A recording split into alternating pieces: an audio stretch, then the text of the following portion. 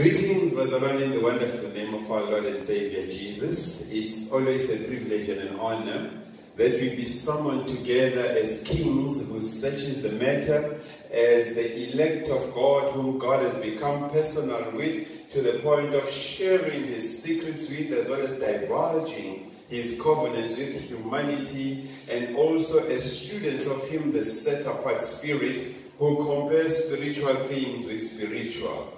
We do not cease, Bazalwane, to thank God for the theme of 2020, wherein as God's Sanctuary Family Church in the bigger body of Christ, we were summoned into the upper room and given a directive that God's Sanctuary Family Church in the bigger body of Christ, guard your heart, hide the word of God in your heart, so that you do not grieve him, the Spirit of truth. Amen. Now, our scripture for the year, the main scripture for the year, is based on the book of Proverbs chapter 4, taking it from verse 20 all the way down, supported by the book of Isaiah chapter 6. Amen? And remember that the entire theme of guarding our heart is a component of holiness. Amen? Now, as part of guarding our hearts,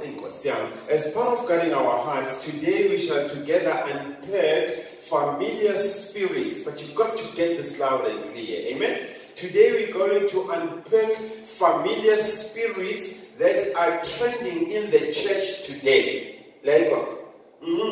So we're going to unpack familiar spirits that are trending in the church today. And what are they trending as? They are trending as Christian concepts of spiritual warfare. They are trading as Christian concepts of spiritual warfare. That is what we are about to do today. That is our special mandate. That is our special assignment for which we have been assigned as God's Sanctuary Family Church in the bigger body of Christ to partake of, together with our brethren out there, you the kings who search the matter, you the students of him, the set-apart spirit, you the elect of God, and generally across the length and breadth of the world, to you, Bazalwane. Amen. Now, before we go deep, for deep calleth unto deep. Before we go deep into the teaching of today, I think it's important that first we agree that reading the Bible is good. Hallelujah. Reading the Bible is good, but understanding the scriptures is better. Hallelujah. Reading the Bible is good, but understanding the scriptures, understanding the revelation of God, understanding that which God has inspired, hallelujah, that God has inspired in person, that is way better. And the question immediately arises, why are you saying this, God's Sanctuary Family Church? Why are you saying this, Pastor T? Well, as we sat in the upper room, him, the Spirit of Truth, taught us that all who understand and all to whom the scriptures are revealed, oh my God, all who understand as well as unto all whom scriptures have been revealed, all such people are engaged in a spiritual warfare. All such people to whom scripture has been revealed, all such people whom God has taken in the spirit and began to share his secrets with, as well as divulge his covenant with humanity with, such people are engaged automatically into spiritual warfare. And the church to these people, therefore becomes a training camp. This is where they come in to listen to their general. Hallelujah, the Lord God Almighty. This is where they come in to be given marching orders. This is where they come in to be chiseled, to be fine-tuned, and to be sharpened, so that when they say iron sharpens iron, they're talking from a substance of the faith, and they know what is it that God, by his Spirit, is capable of doing in their lives and in the lives of others. Hallelujah.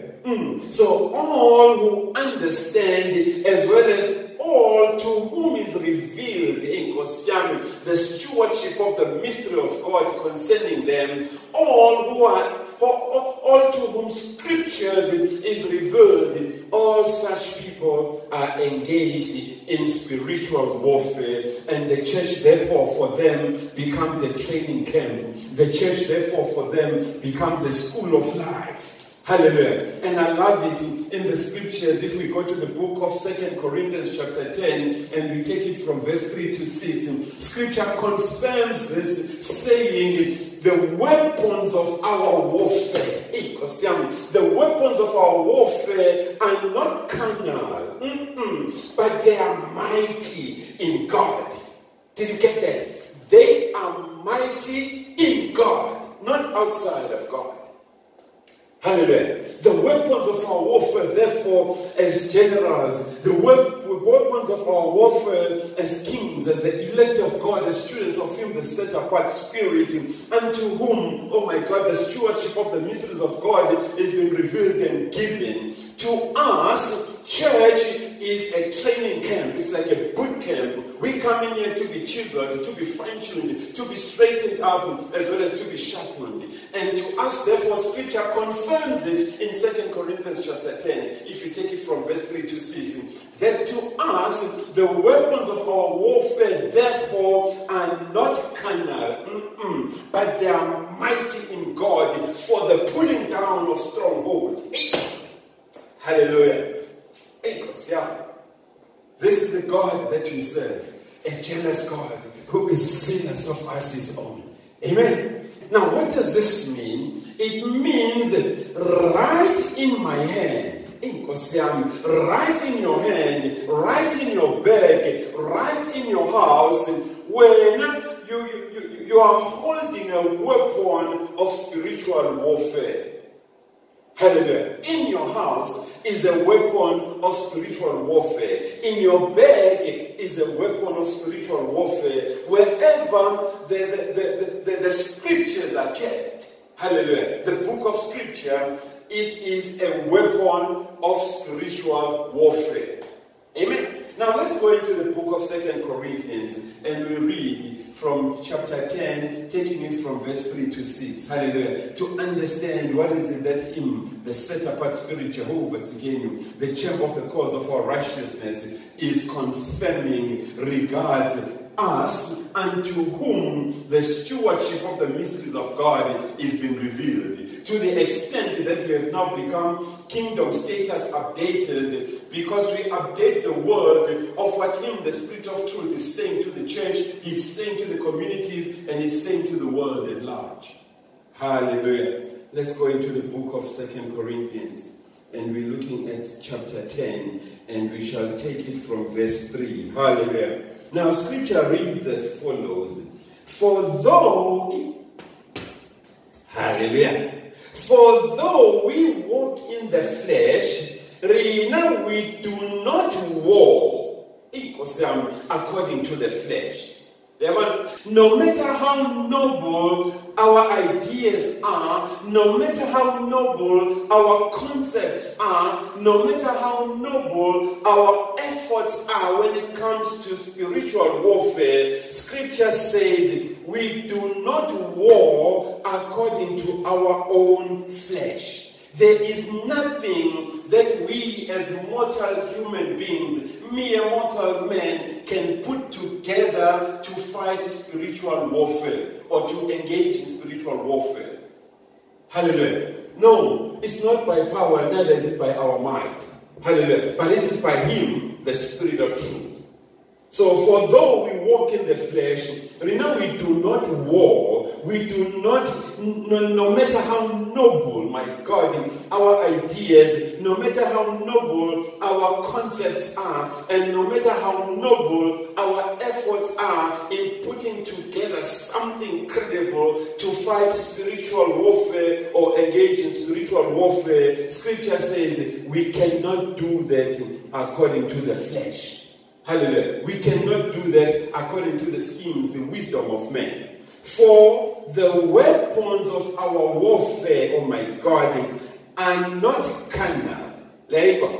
The weapons of our warfare are not carnal. We don't carry guns. We don't carry swords and knives. We don't carry no knives. No. Our weapons are not carnal, but they are mighty in God.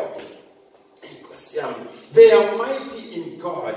And what does God do with these weapons in us? And what does God do with these weapons in the camp of the enemy? Scripture says these are mighty in God for the pulling down of strongholds, the pulling down of things that are that have a tight grip. Things that have got a tight grip on you. Hallelujah. And there's a host of things that can have a tight grip on you, ranging from philosophy to false doctrine to deception and to destructive doctrines that seeks to find way into the church so that they can capture the mind of the people of God. Hallelujah. What else is God doing through His word in us and in the enemy camp? Scripture says in verse 5 that the weapons of our warfare are mighty in God for casting down arguments. Hallelujah. They mighty for casting down arguments, for casting down imaginations, for even attending to my opinions if I'm highly opinionated above everybody else. If I'm a keyboard player in the church, I have a high opinion of myself that if I'm not there in the church, there shall be no worship today. Hallelujah. Yes, there will be no worship at all. Church will be boring. So if you're holding such high opinions about yourself, this is what God is doing with His word in us, which we carry as a weapon, day in and day out. Oh my God. And this weapon is capable of casting down arguments. It's capable of casting down imaginations. Oh my God. And every high thing and every great insight and every intelligent insight, that you may have, bringing every thought into captivity to the obedience of Christ. And being ready to punish all disobedience when your obedience is fulfilled. This is the weapon that we are carrying. Hallelujah. And this weapon is not carnal, but it is mighty in God to the pulling down of strongholds. Hallelujah. It even deals with imaginations. It even deals with the noise in your mind based on the various destructive doctrines, based on the various new doctrines that speak contrary to that which the prophets and the apostles laid and Christ Jesus endorsed. There's so much of noise out there in the ecclesia of God. There's so much noise out there in the church because of the education of the people. Hallelujah. We are beginning to substitute now the gospel truth with our philosophies. We're beginning to interpret scripture using our academic background. Hallelujah. Instead of tarrying and waiting upon the Lord, because scripture teaches us that when Him, the Spirit of truth, when Him, the Holy Spirit, is come, we shall be enabled, capacitated, and empowered to testify. We will not speak from our academics, but we will be stirred deep in our spirit to testify of the Lordship of Christ Jesus. Hallelujah. That is what we are called for.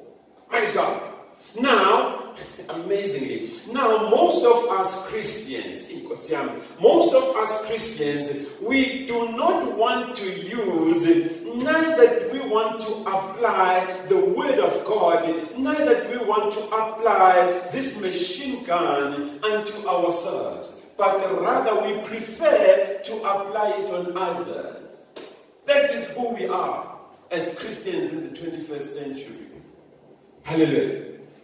When we are holding this weapon of mass destruction that is able to bring the entire kingdom of Satan down, that is able to command its demonic spirits and any unseen spirit into the wilderness where they belong and commit it there not to gang up with any other spirit. The unfortunate thing, it's been observed, hallelujah, it's been observed that as New Testament Christians, we do not want to apply, neither do we want to use the word of God on ourselves, but we always prefer to apply it on others, not on us. Hallelujah. So what's going to happen today, Pastor T? What's going to happen today, God Sanctuary Family Church? Now, today, by God's permission, oh my God, today, by God's permission, the Spirit of the Lord is upon me.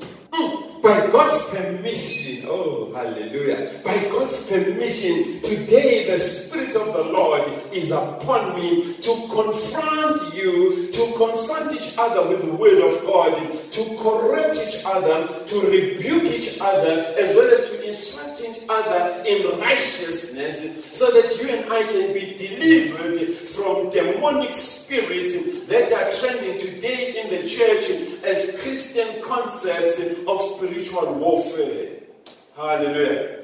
They're trending in the church today as Christian concepts. You've got to understand the language of the teaching. These demonic spirits, these familiar spirits are masquerading in the church today as Christian concepts of spiritual warfare.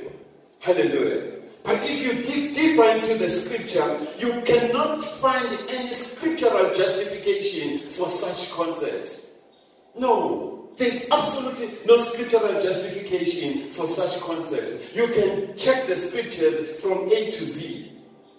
So today, therefore, be ye prepared, my friend. Be ye prepared, you kings who searches the matter. Be you prepared, you the servants of the Most High, the students of Him, the set-apart Spirit. Be ye prepared, you the elect of God, that today, by the Spirit of the Lord, we are going to pull down, because the Spirit of the Lord has enabled me. The Spirit of the Lord has capacitated me. The Spirit of the Lord has empowered me, just as it has done unto you, to pull down all men, not just some, all man-made Christian concepts of spiritual warfare. That is what we are going to do today. We're pulling down every one of the man-made concepts, Christian concepts of spiritual warfare. Hallelujah. Today is the day, because the Spirit of the Lord, the one by whom we function and operate, He's enabled, capacitated, and empowered us to cast down all arguments,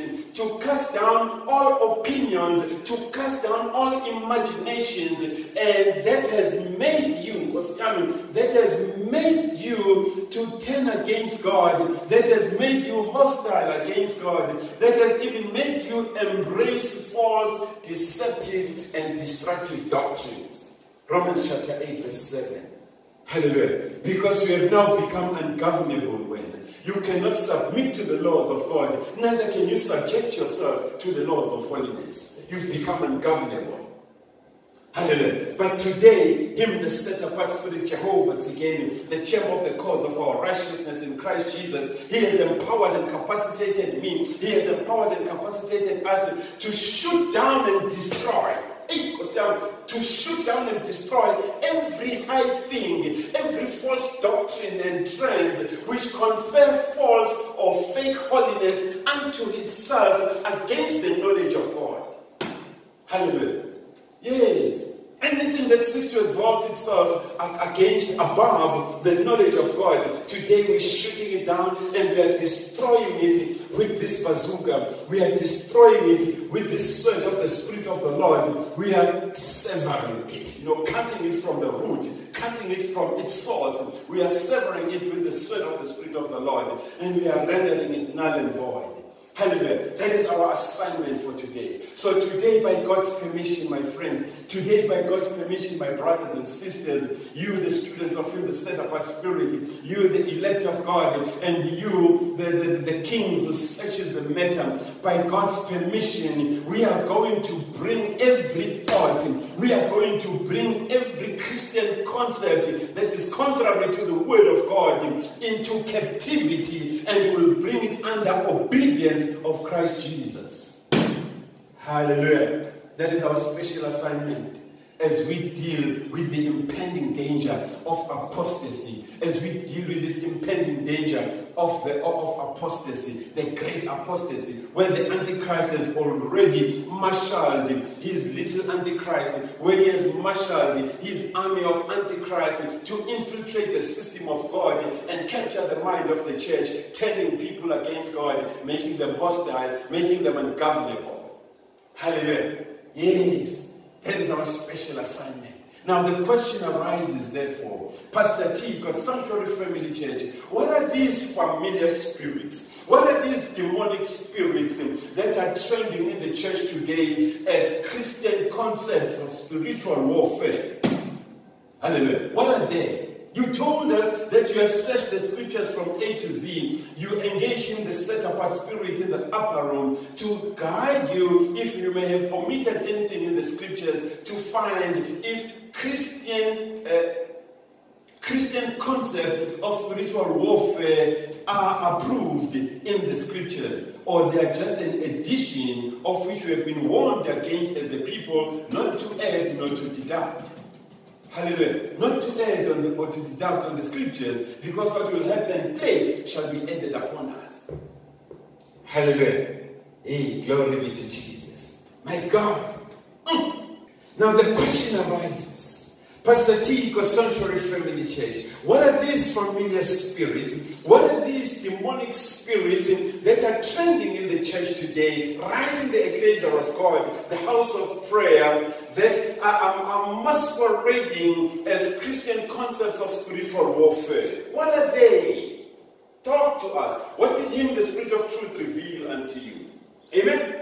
Well, as we sat in the upper room, as we sat in the upper room with Him, the Spirit of Truth, Jehovah Tzidkenu, He revealed unto us two critical demonic spirits that are trending as Christian concepts of spiritual warfare. Hallelujah. And He revealed unto us that these include territorial spirits as well as transferring spirits. Amen? Now remember, we have been taught at the sanctuary that God's Sanctuary Family Church, you are not allowed to teach on demonic spirits. You are not allowed to study demonic spirits. You are not allowed to know the names of demonic spirits. Neither are you allowed to memorize the names of demonic spirits. Amen? And this is captured and confirmed in the book of the prophet Zechariah, chapter 13, if we take it from verse 2 to 3. Hallelujah. Now let's go to the book of Zechariah. Glory be to Jesus. Oh my God. Let's go to the book of Zechariah. Now Zechariah, by inspiration of him, the Spirit of the Lord, he reads as follows. Maybe let's take it from verse 1. Zechariah says, in that day, a fountain shall be opened for the house of David and for the inhabitants of Jerusalem, for sin and for uncleanliness. People will avail themselves to sin and uncleanness. But it shall be in that days, says the Lord of hosts. The old scriptures say, it shall be on that day, says Yahweh Tsebaoth, Jehovah Tsebaoth, that I will cut off the names of idols from the land. I will cut off the names of unclean spirits from the land, and they shall no longer be remembered. As if that is not enough, God is saying, I will also cause the prophets and the unclean spirits to depart from the land. When it speaks of these prophets, these are the presumptive prophets. Amen. God will cause them to depart from the land. As if that is not enough, verse 3 says, it shall come to pass. There you go. It shall come to pass that if anyone still prophesies presumptively so, then his mom and dad who begat him will say to him, you shall not live. Hallelujah. So mom and dad will prophetically decree upon your life death. Amen. You shall not live. Why? Because we have spoken lies in the name of the Lord. Amen. And again, mom and dad will also throw such a person out. They will thrust him through when he prophesies. Scripture says such a person will be thrown into the outer darkness where there is gnashing, where there is crying and gnashing of teeth. Hallelujah. This is where such a person belongs. Hallelujah. Amen. Now, what does this mean? It means the minute, oh my God, the minute you confer holiness on Christian concepts of spiritual warfare that are unscriptural, but when the minute you confer holiness in them and you begin to teach them in the church to God's people, again, the minute when you begin to teach these philosophical Christian concepts of spiritual warfare in the church and you use them in the church to address doctrine and Christian duty, the minute you start doing that, and also the minute you begin to introduce these philosophical Christian concepts of spiritual warfare in the church and you bring them as a new revelation that God has given to you, then you are leaving us, God's Sanctuary Family Church, in the bigger body of Christ with no choice but to attack with the double-edged sword of the Spirit of the Lord. You're leaving us with no choice but to test your spirit and the spirit behind you, the spirit that informs and guides you as you stand on the mountain of the Lord, the pulpit to preach. We will subject that spirit unto the fire of the Spirit of the Lord. We will purify it with the fire of the Holy Ghost. Hallelujah. That's what you are leaving us with. That is what you are pushing us to do. We are not being judgmental, but when you tamper with the word of God upon which we are launched and established, then you give us no choice but to retaliate with the same sword of the Spirit to purify and put to test that spirit that when you're using, that spirit that empowers and capacitates you to preach these lies and to come up with all these fake Christian concepts of spiritual warfare. Hallelujah. It is for this reason, therefore, that today as God's Sanctuary Family Church in the bigger body of Christ, we shall unpack territorial spirits. Hallelujah. We shall unpack territorial spirits as these new Christian concepts that are trending in the ministry today, through which with which we engage in spiritual warfare. Hallelujah. Now the question therefore arises, Pastor T, God's Sanctuary Family Church, what are territorial spirits? Now, as we sat with him, the Spirit of Truth, Jehovah again, as we sat and he summoned us into the upper room, he revealed unto us that Christian concepts of territorial spirits is traceable. It comes from a handful of passages of Scripture that have been misunderstood and misread because of the absence of the Spirit of Truth in the person. Hallelujah. So such people, therefore, who read Scriptures literally, amen. If you read Scriptures literally, without the anointing, without inquiring of Him, the owner and the one who inspires the Scripture, Lord, what do you mean when you say this? You may end up fabricating based on your education and experience of ministry concepts and call them Christian concepts, and you will even go to the extent of flavoring them with some degree of holiness so that they become acceptable in the church. Yet there is no scriptural justification, yet there is no scriptural support for such new concepts that you are introducing in the church. Amen.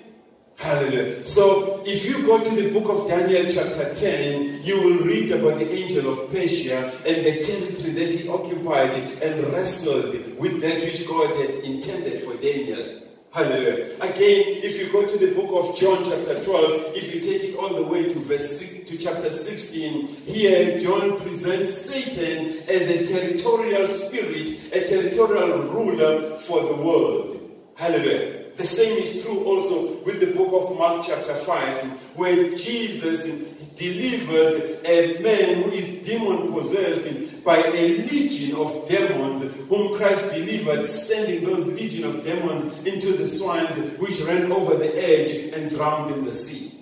Hallelujah. The same is true also with the book of Ephesians chapter 6. If you go to verse 12 all the way down, here Scripture speaks of principalities, Scripture speaks of rulers, Scripture speaks of spiritual hosts, and all these are territorial. Hallelujah. So by construction, therefore, people come up with their own thing, yet we have been warned in the Scripture that we ought not add, neither do we need to deduct that which is inspired of God, because if we do that, plagues shall be added upon us. Hallelujah. So we are barred from doing such. But what is happening and trending in the church today, you may think it is okay to do it, hence you end up embracing these Christian concepts of spiritual warfare, which cannot be justified by Scripture. Hallelujah. So what do we do then? Well, as kings who searches the matter, as students of him, the set-apart spirit, who compares spiritual things with spiritual things, him, the set-apart spirit, Jehovah, again with the champ of the cause of our righteousness in Christ Jesus, he revealed unto us, God's Sanctuary Family Church in the bigger body of Christ, that the concept of territorial spirit is an inferred teaching. If it is an inferred teaching, it means, therefore, it is a philosophical construct. They understand, not a scriptural construct. It is an inferred teaching, and therefore it is a philosophical construct which confers a belief, it confers a belief that it is our duty as Christians to engage in territorial, or to engage territorial demons in spiritual warfare. Hallelujah. That is what it teaches. It lies to you and I, saying it is our duty as Christians to go out looking for territorial spirits so that we can engage them in spiritual warfare. Yet, as students of him, the set-apart spirit, and kings who search the matter, when we went into the various scriptures, from the Septuagint to the various Vulgates, to the LXX documents, to the Sefer, to the Red Sea Scrolls, etc., we couldn't find any justification. Hallelujah. We couldn't find any justification for this practice of spiritual warfare, or Christian concepts of spiritual warfare, where we need to go and engage directly with territorial spirits. We couldn't find it in the Scripture. We searched from A to Z, but there was nothing. Hallelujah. We couldn't find any justification. In other words, the truth is, there is not a single incident in the Scriptures. There you go. There is not even a single incident in the Scriptures where someone actively went out. He actively went out to seek demons, to seek territorial spirits. There's nothing like that in the Scriptures. Where anyone, purposely, soberly so went out to look for demonic spirits in order to engage with them. Nothing like that. That is why, oh my God, that is why it makes you, Pastor Nati Twala, that is why it makes you and I, leaders of the church, it makes you and I fake. Yeah, understand that? It makes you and I fake and presumptive to stand on the mountain of the Lord, to stand on the pulpit of the Lord. It also makes us fake when we include in our revival brochures, in our revival banners, stuff like, "Come all ye who are demon possessed, come all ye who are demon possessed, I, Pastor Twala, will deliver you." Hey, wait, not Twala, man. You are fake. You are preempting what God will do in your revival. You are preempting it in advance. How did you know about it? Unless you have staged the entire miracles that will happen in there. Or maybe you have paid somebody to bring their black magic into the church so that people would fall under the trance and be zombified. No, you can't stand on the mountain of the Lord, Pastor Twala. You can't stand on the pulpit of the Lord, Pastor T, and say, "All demon-possessed people, oh my God, all demon-possessed people, come forward and receive your deliverance." Just because when I told our full, the music is pumping behind you, the choir is taking you to cloud number 9, and the system of the church is powerful, and therefore, you end up being hijacked in your teachings and your preachings by the very same demonic spirits, and you stand on the mountain of the Lord. How on earth can you stand on the mountain of the Lord and say to people, come all ye that are demon-possessed, come receive your deliverance? No, man, no. Get this loud and clear, Pastor Twala. Demon-possessed people, yes, demon-possessed people are encountered. They are not sought out. No, you can't go seeking out for demon-possessed people. You encounter them. That is what Scripture teaches us. Demon-possessed people are encountered. They are not sought out. Hence, Paul in his epistle, oh my God, by inspiration of him, the Holy Spirit, Paul in the book of Ephesians chapter 6 verse 12, he lays a plan for the New Testament church. He lays a plan for you and I, Christians, on how to treat demonic spirits, how to treat familiar spirits. Let's go and read verse 12. Hallelujah. Oh my God. Ephesians chapter 6. And we are looking at verse 12. What is him, the Spirit of the Lord, saying through Paul? Hallelujah. It reads as follows. For we do not wrestle against flesh and blood.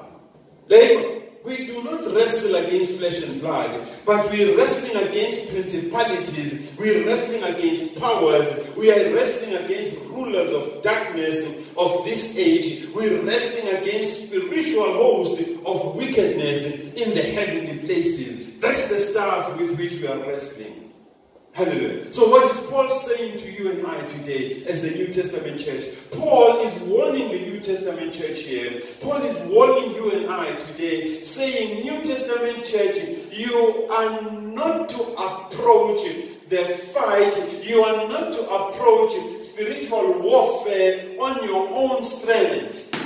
Hallelujah. No, you don't have to approach the war. You don't have to approach the fight. You do not have to approach spiritual warfare on your own strength. But according to the scripture in verse 12, we are required to engage the services of Jehovah Nissi, our banner, whom we raise in front of us, whom we draft ahead of us into the camp of the enemy, warning demonic spirits, that if you do not repent, if you do not make a U-turn and confess Christ as Lord and Savior unto salvation, then the Ganda is here. Hallelujah. He will swallow you alive. Amen. He will trample over you. And that is what we are taught in the scriptures. Hallelujah. Why? Because only Christ Jesus is enabled. He is the only one that is enabled to defeat the enemy in spiritual warfare. None other.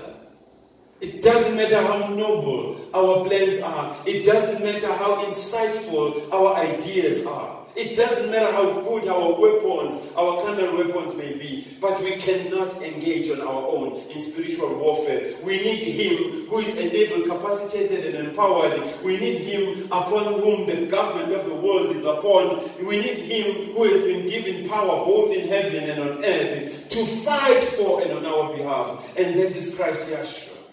That is our Lord and Savior. Hallelujah. So on our own we cannot. And it is in this sure conviction, therefore, that we can establish. Hallelujah. If we go to verses 10 and 11. Amen. If we go to verses 10 and 11, we can establish that we as mere mortal men cannot engage in spiritual warfare. But we need Him who ought to be in us, who is greater than he that's in the world, to engage for and on our behalf. Hallelujah. That is why Ephesians chapter 6, verse 10 and 11 says, finally, after everything is said and done, after all discussions has been persuaded, after all engagements have been tried and tested, after conclusions have been reached, after we've observed everything that I am about as Christ Jesus, my brethren, be strong in the Lord and in the power of His might. Be strong in the Lord and in the power of His might. How do we gain such strength, God Sanctuary Family Church? We gain such strength and might by putting on We don't go there mortal as we are, but we put on the whole armor of God that we may be able to stand against the wiles and the schemes of the evil one. That is what we are called to do. Hallelujah. On our own, sorry, we cannot do it. Hence, we can establish, therefore, that there is no scriptural justification to assume, get this loud and clear, there is no scriptural justification to assume that the concept of Christian territorial spirit is legitimate. No, it's not. The Christian concept of spiritual warfare, the Christian concept of engaging territorial spirit is not legitimate. Hallelujah. It's not. And that is why we as New Testament church believers in Christ, we have no scriptural justification, we have no scriptural support to engage, get this down and clear now, we have no scriptural justification, we have no scriptural support to engage in prayer-led spiritual warfare. Hallelujah. No. We've got no justification to do that. We've got no scriptural justification or support to engage in prayer-led spiritual warfare against territorial spirits, against territorial demons. That is why, if then you invite me into a whole night prayer where you have advertised that this is the night where we are going to be engaging territorial spirits because accidents are taking place in a particular area, there is a lot of death in a particular area, and therefore we need to go and seek out these demons and fight them, engage them in spiritual warfare, I will decline because I have no spiritual justification, neither do I have any spiritual support to engage in prayer-led spiritual warfare against territorial spirits or transferable spirits. No, it's not scriptural. I'm just going to go there and waste my time. Not unless we ought to sit and devote upon the word of God to rectify the error. So this is what Paul is teaching us. This is what Paul is exhorting us by the Spirit of the Lord. He is saying, God's Sanctuary Family Church, God's Sanctuary Family Church in the bigger body of Christ, rather than embarking on a mission, oh my God, rather than embarking on a mission of demon searching, rather than embarking on a mission of going out and searching for demons, Scripture commands you and I, God's Sanctuary Family Church, in the bigger body of Christ. Scripture commands you and I, the New Testament Church, that instead we will rather be aware, we will rather be vigilant, and we will rather be serious and not be naive, man. And not be naive of the wiles and the schemes of the evil one. We ought not be naive of the wiles and the schemes of the evil one. That is why Peter, in his first epistle, chapter 5, if you look at verse 8, he commands us, God's Sanctuary Family Church, he commands us, the New Testament Church, that we ought to be sober and vigilant. Let's not be easily enticed into things that sound and look good.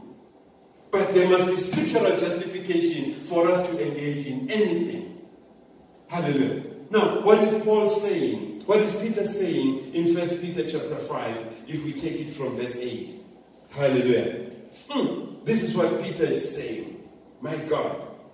Peter is saying, God's Sanctuary Family Church in the bigger body of Christ, be sober, be vigilant, because your adversary, the devil, he is prowling out there like a roaring lion, seeking whom he may devour. Boom! Hallelujah. He is seeking him whom he may devour. Hallelujah. So resist him steadfastly so in the faith, knowing that the same sufferings are experienced by your brotherhood in the length and breadth of the world. But wait a minute. A lamp, a globe lightened up in our mind. Scripture says the devil, your adversary, is walking about like a lion, seeking whom he may devour. Hallelujah. Let us understand may in the context of 1 Peter chapter 5. Hallelujah. What does Scripture say? What does Scripture mean when it says may? Hallelujah. Now, may in the context of this Scripture means to give permission. Hallelujah. May means to give permission to the devil to devour you. Because without your permission, he is unable to proceed and devour you. Hallelujah. So scripture did not say the devil, your adversary, is roaring like a lion, seeking whom he can devour. No. But scripture says may, meaning he seeks permission, because if scripture said he can confer the status of ability to. Hallelujah. And when you have ability to do something, you seek no permission from no one. Amen. So if scripture said he is seeking whom he can devour, then it means he would have sought no permission from you and I, Pastor T. He would have sought no permission because he can, I can, and therefore I am able to devour you any minute, any hour as I wish. Hallelujah. But the revelation given unto us here in this book of first epistle of Peter chapter 5, we are learning that it is us who give the devil permission to devour us. It is us who give the devil permission to entice us. It is us who give us permission to the devil to massage our lust, to massage our desires, to massage our egos, as well as to massage our fantasies. Hallelujah. And once we give him opportunity, once we give him permission to engage or to appeal unto our desires, unto our lust and our fantasies, then slowly he will entice us and pull us away from the fellowship with other saints so that he can deal with us at a personal level. And once he starts dealing with us at a personal level, we fall trap into the sin. And once sin is fully matured, scripture says the penalty and the wages of sin is death. So you are going to die, and you will die in shame, you will die in sin. The whole Christian. Hallelujah. So it's important, therefore, to understand the scripture here, to understand that there is no ability given to the devil to entice us, but he must seek permission from you and I.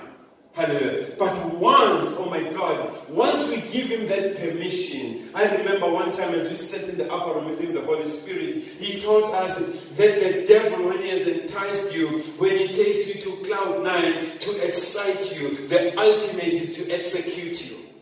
Hallelujah. So he will excite you only to execute you so that you die in shame. The whole Christian. Hallelujah. The whole Christian. You walk out of the favor of God. You die outside of the favor of God. Because when you thought, hey, good. Hallelujah. You thought you were going to shine feel. Light. Can't you know? The devil will excite you in order to execute you. The devil will take you out of marriage. Hallelujah. Just to execute you. The devil will take you out of a family setup. Just to execute you. The devil will take you out of the security and the protection of your parents. Just to execute you. And will bury you. Because that's the ultimate. The wages of your disobedience. It is death. Hallelujah. So keep this at the back of your mind, that we may here confess the seeking of permission vis-a-vis can, which confers ability to do without seeking permission.